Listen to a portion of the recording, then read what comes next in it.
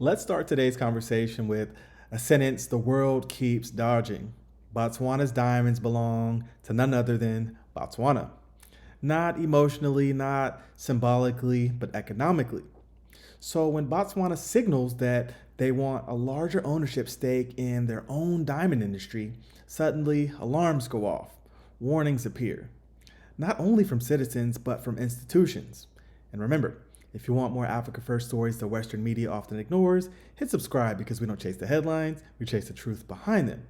And by the end of this video, you should understand why Botswana increasing ownership of its own diamond industry is not reckless, as well as why International Monetary Fund support is still necessary, and how sovereignty is about managing transition, not pretending help doesn't matter.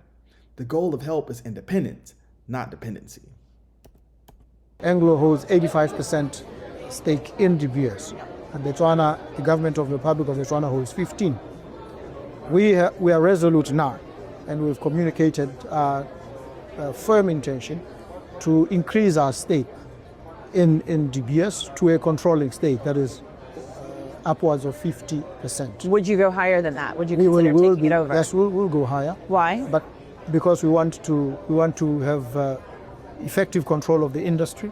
We want our voice to be heard. It's a matter of economic sovereignty for Botswana. It is absolutely imperative for Botswana at this point, particularly, to take a more active role and increase its stake. Where do you get the funds from, though? We have lined up a number of potential collaborators with us, if I may put it that way. We have targeted funders, we have parties, we have the Oman Sovereign Wealth Fund, we have others who are willing and ready to come on board with us. So, all right, so here are the facts. As the president just said, Botswana currently owns 15% of De Beers. The remaining 85% is owned by Anglo American, which has announced plans to sell or spin off that stake. So Botswana did not create this opening, the market did. And Botswana's response has been rational. If their diamonds generate the value, why shouldn't they own more of it? Botswana produces roughly 70% of De Beers' rough diamonds through its joint ventures. That means the resources are local, the extraction is local. The economic exposure is local, but ownership, it hasn't been proportional, right? So when Africa exports diamonds, it's called dependence. And when others own the diamonds, it's called global structure, right? So critics say this move represents an argument that Botswana already relies too heavily on diamonds. Buying more of De Beers increases this risk, right? And on the surface, that sounds plausible or responsible. And here's what the IMF actually said. In its Article 6 consultation, the International Monetary Fund cautioned Botswana against increasing its stake, citing fiscal pressure, high dependence on diamonds, market volatility. So let's be precise because the facts matter, and I've been seeing a lot of misinformation. The IMF did not threaten to cut funding. The IMF did not say it would sever ties. And the IMF did not issue an ultimatum. This was advice. So, I'm hearing that, a lot of that is taking place. Botswana shouldn't own or should avoid owning more of its own diamonds, right? And here's what's missing from this conversation. Ownership and dependence are not the same thing, right?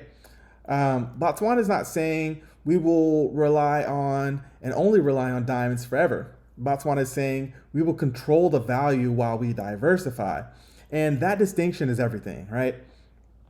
So let's address the reality here and not ideology. Botswana does need the IMF right now, and pretending otherwise would be very irresponsible.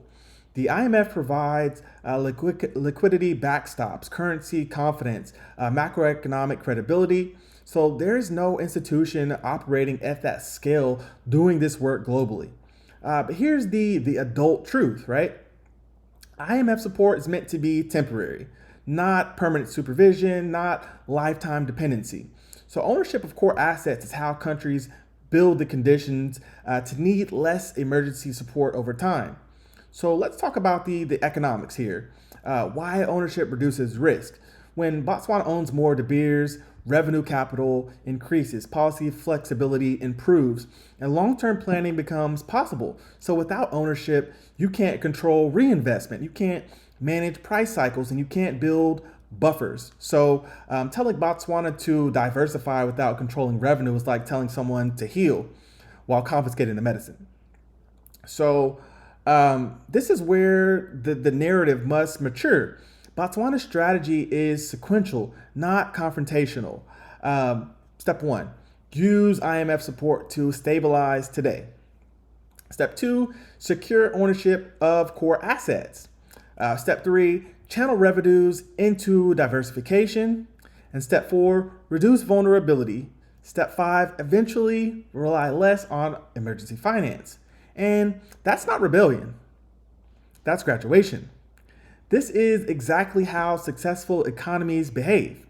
So institutions like the IMF and the World Bank are not supposed to replace national decision making. They are supposed to support countries until they don't need them anymore. So if you've watched earlier Africa Power reports, you've seen this pattern. Countries need to control resources, build buffers, expand sectors, decouple from crisis financing, right? And in future episodes, we'll further tackle deeper questions such as why African ownership is framed as risk while foreign ownership is treated as stability. So here's the truth in one sentence. You don't cure poverty by staying in the same position forever. You cure it by moving on and graduating to the next level. So, MashaAllah, that's your African Insight for today. Please don't forget to like, comment, and subscribe because I'm Mr. EmpowerTV. We don't chase the headlines, we chase the truth behind them.